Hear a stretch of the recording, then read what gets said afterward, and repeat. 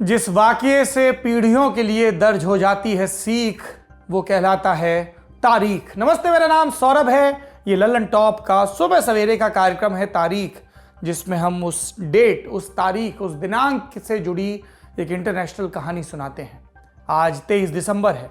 ये तारीख जुड़ी है एक रिहाई से, जब एक देश ने बेबी फूड और दवाओं के एवज में कैदियों की अदला बदली की। ये लोग उस देश में तख्ता पलट के इरादे से पहुंचे थे, लेकिन कैदी बन गए। इस पूरी घटना ने एक महाशक्ति की जगहसाई करवाई। और एक दिलचस्प बात पता है, जिस देश पर हमला हुआ उसने हमला करने वालों को थैंक यू कहा। विस्तार से पूरा किस्सा जानते हैं।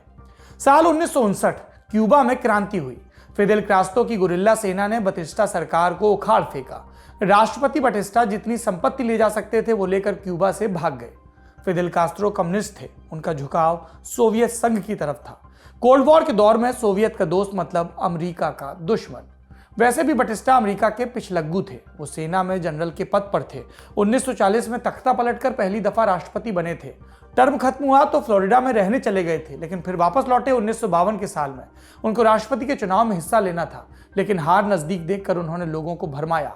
बोले कि कार्लोस प्रियो सोकरास हारने के बाद भी पद नहीं छोड़ेंगे, और इसी भरम के दम पर उन्होंने सैन्य विद्रोह कर दिया और घंटे भर के भीतर सरकार बदल गई। इस विद्रोह में अमेरिका ने उनकी मदद की थी।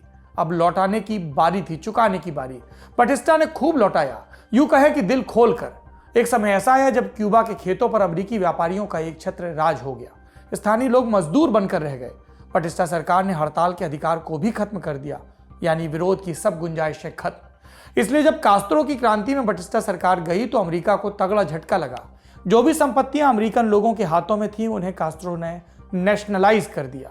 उन्होंने बटिस्टा समर्थकों को ठिकाने लगाना शुरू किया। जो अभी तक कास्त्रो की सरकार को पलटने का ख्वाब देख रहे थे, उन्हें देश छोड़कर भागना पड़ा, और इनमें से ज्यादातर पहुंचे अमेरिका।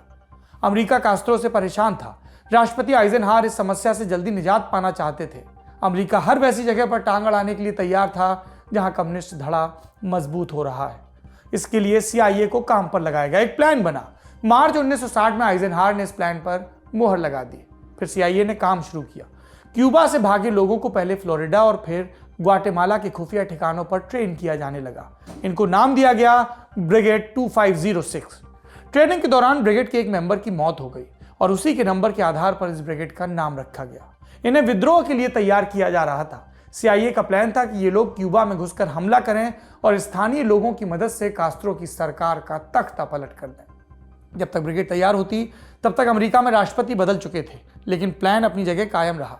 जॉन एफ कैनेडी ने फरवरी 1961 में इस हमले की मंजूरी दी। क्या थी प्लानिंग?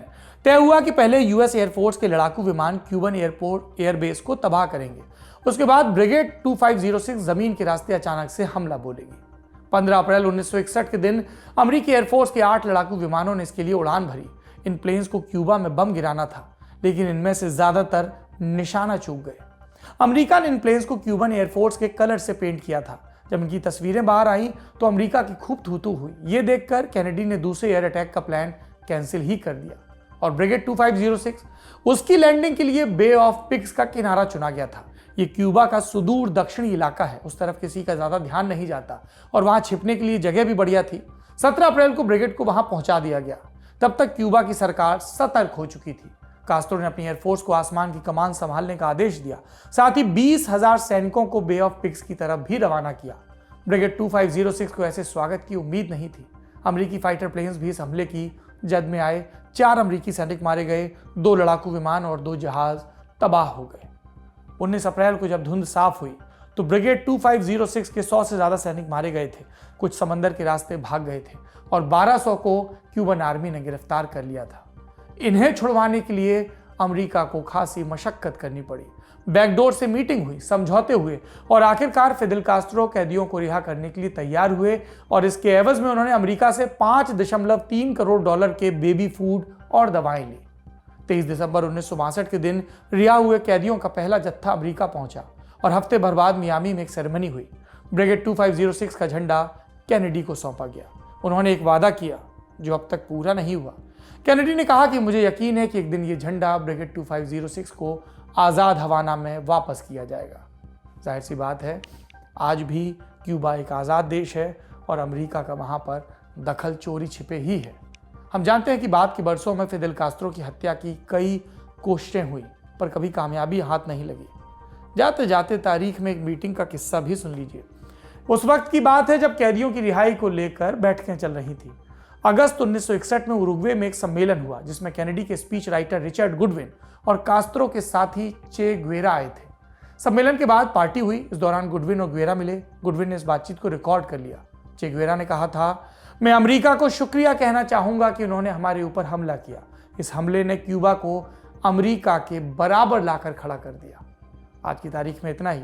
नई तारीख, नए किरदार, नए किस्सों के साथ फिर मुलाकात होगी। शुभ दिन।